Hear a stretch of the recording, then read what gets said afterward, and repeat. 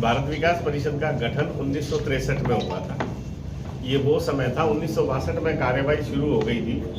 शुरू में कुछ मनीषी लोग थे। जब भारत चीन की लड़ाई हारा था उस समय पूरे देश में निराशा का माहौल था।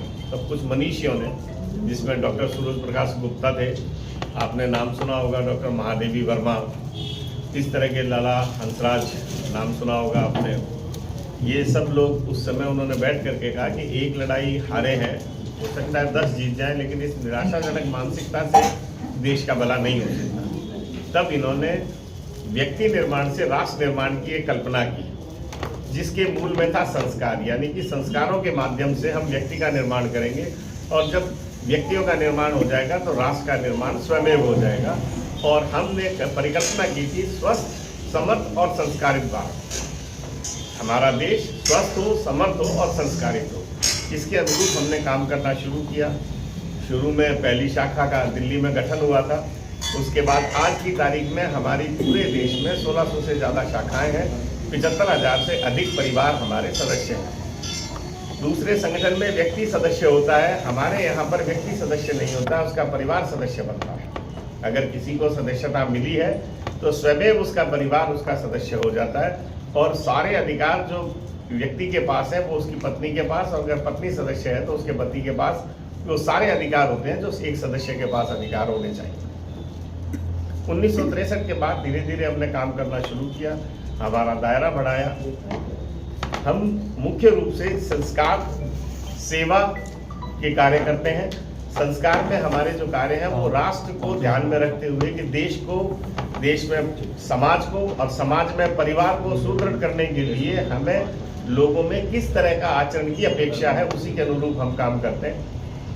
समय बहुत लग जाएगा अगर सारी बातें करें, लेकिन फिर भी 2, 3, 4 संस्कार के प्रोजेक्ट में आपसे डिस्कस करना चाहूँगा। एक प्रोजेक्ट हम करते हैं राष्ट्रीय समूह गान प्रतियोगिता। पहले शाखा स्तर पर करते हैं, फिर प्रांत स्तर पर करते हैं, फिर राष्ट्रीय स्तर पर करते हैं। इसके द्वारा हमारा केवल एक उद्देश्य होता है कि देश की बच्चों के अंदर राष्ट्र प्रेम की भावना को जगाया जाए। उसमें केवल देशभक्ति के गीतों की प्रतियोगिता होती है। दूसरा हमारा एक प्रोजेक्ट है भारत को जानो। एक पुस्तिका हम खुद निकालते हैं अपनी, जो बच्चे IAS देते हैं वो उस पुस्तिका को हमारे सदस्यों के माध्यम से या स्वयं कार्यालय से बाई पोस्ट मंगवाते हैं, और उसमें बहुत महत्वपूर्ण जानकारी होती है, क्योंकि हमारे जो सदस्य होते हैं वो सारे संपन्न और प्रबुद्ध वर्ग से होते हैं। तो प्रबुद्ध वर्ग का व्यक्ति अगर किसी संकलन को तैयार करेगा तो वो संकलन बहुत उपयोगी और अच्छा संकलन होगा। उसमें हमारा उद्देश्य बच्चों को भारत के बारे में ज्ञान देना है, जिसको आप बिल्कुल ऐसे समझ सकते हैं कि अगर किसी के घर में एक फ्रीडम फाइटर है और आप उससे पूछोगे उसका परिचय क्या है, तो वो पहले अपना नाम नहीं बताएगा, वो बताएगा कि मैं उनका पोता या पड़पोता हूँ, क्योंकि वो उसका गर्व है। ऐसे ही भारत के पास बहुत सारी चीजें हैं जो गर्व के लिए हैं, लेकिन हमारे जब बच्चे को पता ही नहीं है तो उसको ये स्वाभिमान कैसे आएगा कि मैं भारत राष्ट्र का नागरिक हूँ, ये मेरे लिए गौरव की बात है। इस चीज से हम उसको परिचित करवाने के लिए इस प्रतियोगिता का आयोजन करते हैं। इसी तरीके से बाल संस्कार में हम बच्चों को शिविर लगाते हैं।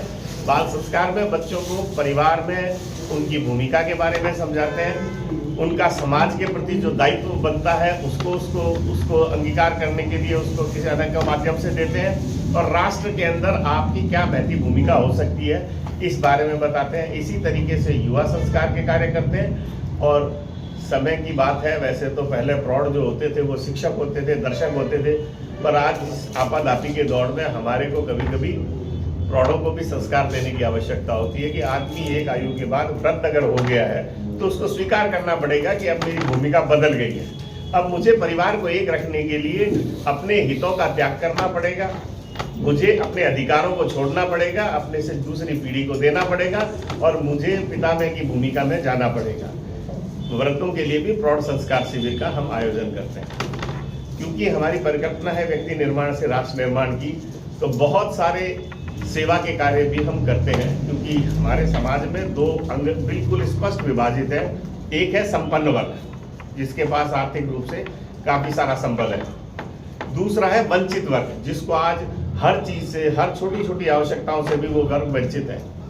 संपन्न वर्ग हमारा चाहता है कि मैं समाज को कुछ दूं, पर उसके पास या तो माध्यम नहीं है, या उसको इसके लिए किसी ने प्रेरित नहीं किया है। तो भारत विकास परिषद संपन्न लोगों को प्रेरित करके, सेतु का काम करके और वंचित वर्ग को उनकी जो आवश्यकता है उनकी पूर्ति करवाने का प्रयत्न करता है। सेवा में हमारे स्वास्थ्य के प्रति सेवा है, शिक्षा के प्रति सेवा है, कौशल विकास हमारा इन दिनों में सबसे बड़ा प्रकल्प है, जिसमें हम लोगों को कुछ ना कुछ ऐसा एक कौशल सिखाते हैं जिससे वो अपना जीविकोपार्जन कर सके। बाकी संगठन भी काम अपनी जगह पे करते हैं, लेकिन उनके साथ एक परेशानी है कि वो वक्ती तौर पे जो आवश्यकता है उसकी पूर्ति करने में ध्यान देते हैं। हमारा ध्यान ये रहता है कि उस व्यक्ति को हम कोई एक ऐसी तरीका सिखा दें जिससे वो रोज हर समय एक वक्त के भोजन नहीं, पूरे जीवन अपना भोजन स्वयं अर्जित करके और खा सके। इसी के साथ हम चलते हैं। हमारे 2 महत्वपूर्ण संगठन की बैठक होती है। वर्ष के शुरू में हमने अप्रैल माह में कार्यशाला की थी। उस कार्यशाला के अंदर हम साल भर अलग अलग क्षेत्रों में क्या क्या आवश्यकताएं हैं, उसके लिए हमें क्या क्या करना है, उसके टारगेट फिक्स करते हैं, उसकी नीति निर्धारित करते हैं। और अधिवेशन में हम सभी पूरे राजस्थान से करीब 1200 लोग इस कार्यक्रम में आएंगे। उन 1200 लोगों के सामने हर प्रांत में जो हमने काम किए और जो हमने उसमें सफलता अर्जित की, सक्सेस स्टोरीज जो हैं, वो सभी को बता करके हमारे सदस्य को मोटिवेट करते हैं, ताकि हमारा सदस्य अगले साल और अच्छे तरीके से ज़्यादा उत्साह के साथ समाज के अंदर अपनी भूमिका को निभाए। जो विभिन्न कार्यक्रम हम करते हैं उसमें चित्तौड़गढ़ में भी हमारा कौशल विकास केंद्र एक चल रहा है। कोटा अगर आप कभी गए हो तो वहाँ पे एक हॉस्पिटल है जिसका नाम ही भारत विकास परिषद हॉस्पिटल है। 350 बेड का हॉस्पिटल है। पूरे देश में सबसे सस्ती दर पे अगर कहीं कार्डियक सर्जरी होती है, हार्ट की सर्जरी होती है, तो उस हॉस्पिटल में होती है, क्योंकि हमें उससे कुछ कमाना नहीं है। हमारे जो सदस्य हैं वो हमेशा उसमें कुछ ना कुछ देते रहते हैं। और एक वैसे ही अब जिक्र चला है और अपन सब लोग बैठे हैं तो मुझे उपयुक्त लगता है इसलिए बता दूं, लेह लद्दाख में त्रासदी आई थी। वहां जितने भी शिक्षण संस्थान थे उनको सबको भारत विकास परिषद ने उनका पुनर्निर्माण किया था। एक आपने अगर ध्यान हो आपको तो केदारनाथ की त्रासदी हुई थी।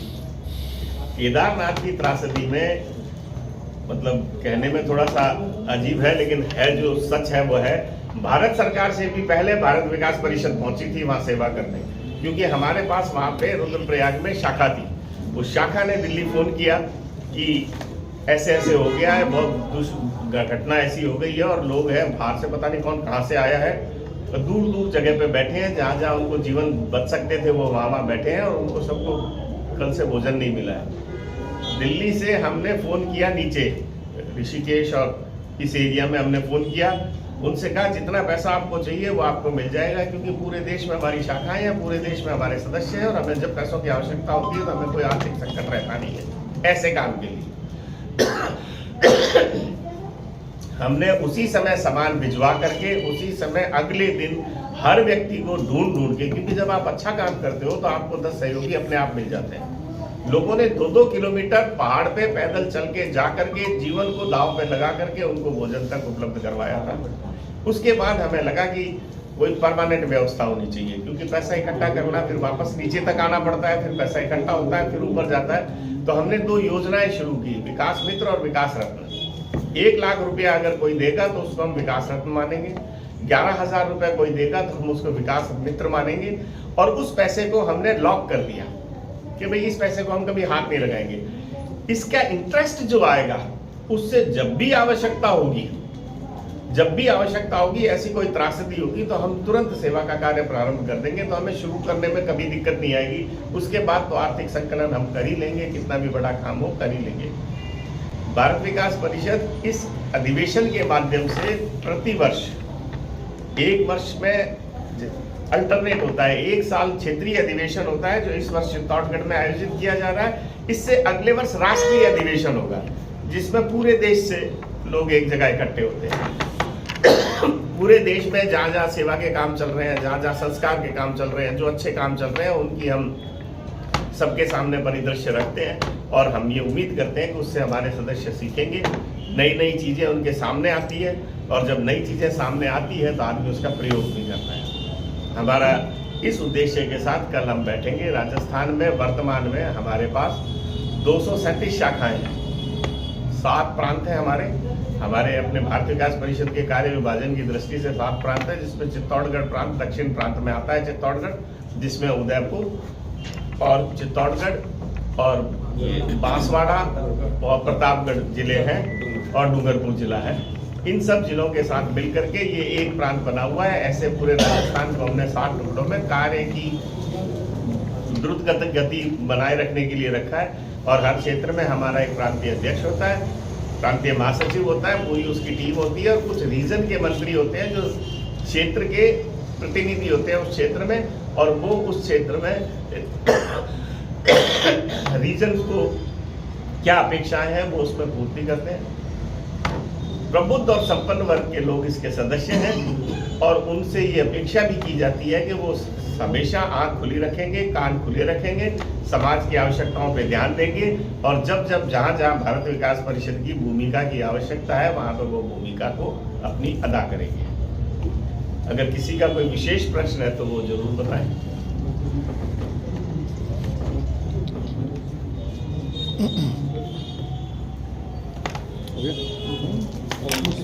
अभी जो शामिल होंगे 1200 लोग अपेक्षित है। 2 दिन का कार्यक्रम है, अलग अलग सब किया है, लेकिन ग्राम बस्ती विकास का मैंने जो जिक्र नहीं किया।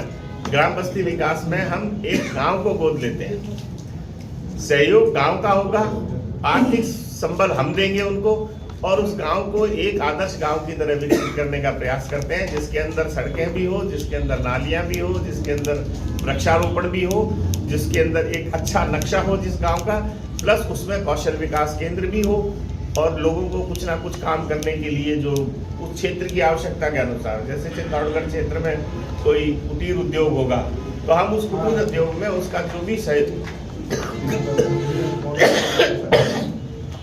काम सिखा करके हम चाहेंगे कि वो अपने जीवन यापन को सुगम कर सके, उसके लिए प्रयत्न करते हैं।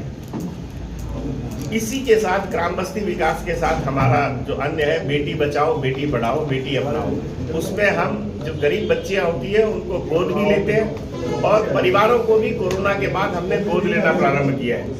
उनको गोद लेने से हमारा अर्थ ये है कि उनके बच्चे अगर पढ़ रहे हैं तो उनका पढ़ाई का खर्च हम वहन करें, उनको कोई ना कोई रोजगार दिलाने में हम मदद करें, उनको कोई ना कोई काम सिखाएं और उनको अपना जीवन यापन सुगम करके भविष्य में वो एक अच्छे स्तर पर आकर के अपने स्तर पे अपने पूरे परिवार का संचालन कर सकें। ऐसी व्यवस्थाएं स्थानीय आधार पर अलग अलग जगह पे अलग अलग तरीके से ये व्यवस्थाएं करते हैं।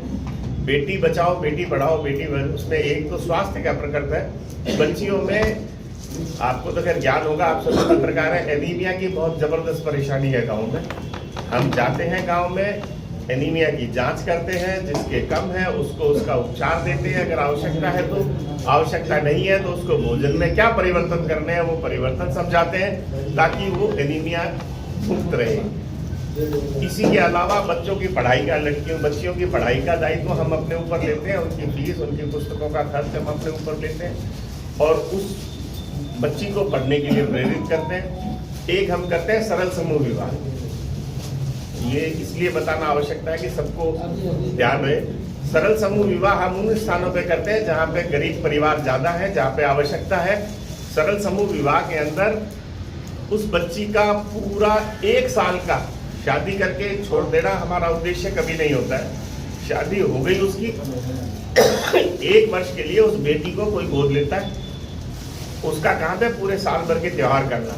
उसके पीछे उद्देश्य इतना ही होता है कि अगर उनको कोई परेशानी है तो वो हमें पता चल जाए, अगर वो अपनी जगह पे ठीक हो गए हैं, संबंध रह गया है और 1 वर्ष में दोनों का संबंध पिता पुत्री का अपने आप बन जाता है। जब 1 वर्ष के त्योहार मैं करूँगा कि उसके घर तीज पे भी जाऊँगा, उसके घर में मकर संक्रांति को भी जाऊँगा, तो एक आपस में तारतम्य हमारा बैठ जाता है। तो वो बच्ची पूरे जीवन, बचे हुए जीवन में उस व्यक्ति के साथ जुड़ जाती है, उसके लिए वो अपनी बेटी की तरह ही उसको महसूस करता है। इस तरीके के अनेकों कार्यक्रम है जो स्थानीय इस आवश्यकता के अनुसार हम लोग अलग अलग जगह किया है। लेकिन ग्राम बस्ती विकास का मैंने जो जिक्र नहीं किया।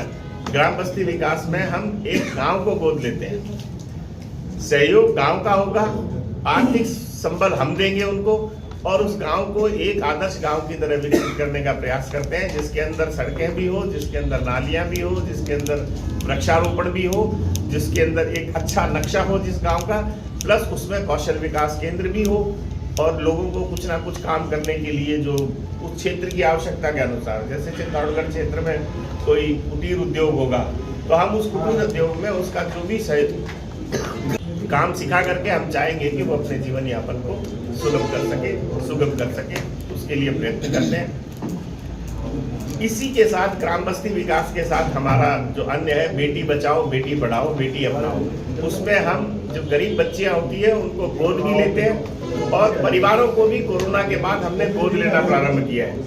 उनको गोद लेने से हमारा अर्थ ये है कि उनके बच्चे अगर पढ़ रहे हैं तो उनका पढ़ाई का खर्च हम वहन करें, उनको कोई ना कोई रोजगार दिलाने में हम मदद करें, उनको कोई ना कोई काम सिखाएं और उनको अपना जीवन यापन सुगम करके भविष्य में वो एक अच्छे स्तर पर आकर के अपने स्तर पे अपने पूरे परिवार का संचालन कर सकें। ऐसी व्यवस्थाएं स्थानीय आधार पर अलग अलग जगह पे अलग अलग तरीके से ये व्यवस्थाएं करते हैं। बेटी बचाओ बेटी पढ़ाओ बेटी, उसमें एक तो स्वास्थ्य का प्रकल्प है। बच्चियों में आपको तो खैर ज्ञान होगा, आप सब पत्रकार हैं, एनीमिया की बहुत जबरदस्त परेशानी है गाँव में। हम जाते हैं गाँव में, एनीमिया की जांच करते हैं, जिसके कम है उसको उसका उपचार देते हैं, अगर आवश्यकता है तो, आवश्यकता नहीं है तो उसको भोजन में क्या परिवर्तन करने हैं वो परिवर्तन समझाते हैं ताकि वो एनीमिया मुक्त रहे।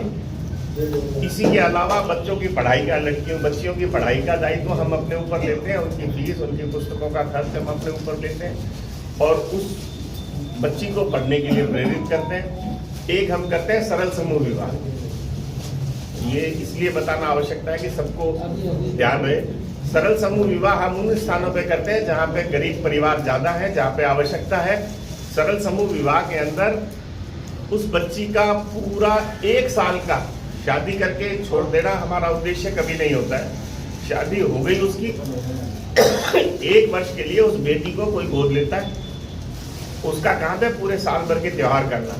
उसके पीछे उद्देश्य इतना ही होता है कि अगर उनको कोई परेशानी है तो वो हमें पता चल जाए, अगर वो अपनी जगह पे ठीक हो गए हैं, संबंध रह गया है और 1 वर्ष में दोनों का संबंध पिता पुत्री का अपने आप बन जाता है। जब 1 वर्ष के त्योहार मैं करूँगा कि उसके घर तीज पे भी जाऊँगा, उसके घर में मकर संक्रांति को भी जाऊँगा, तो एक आपस में तारतम्य हमारा बैठ जाता है, तो वो बच्ची पूरे जीवन, बचे हुए जीवन में उस व्यक्ति के साथ जुड़ जाती है, उसके लिए वो अपनी बेटी की तरह ही उसको महसूस करता है। इस तरीके के अनेकों कार्यक्रम हैं जो स्थानीय इस आवश्यकता के अनुसार हम लोग अलग अलग जगह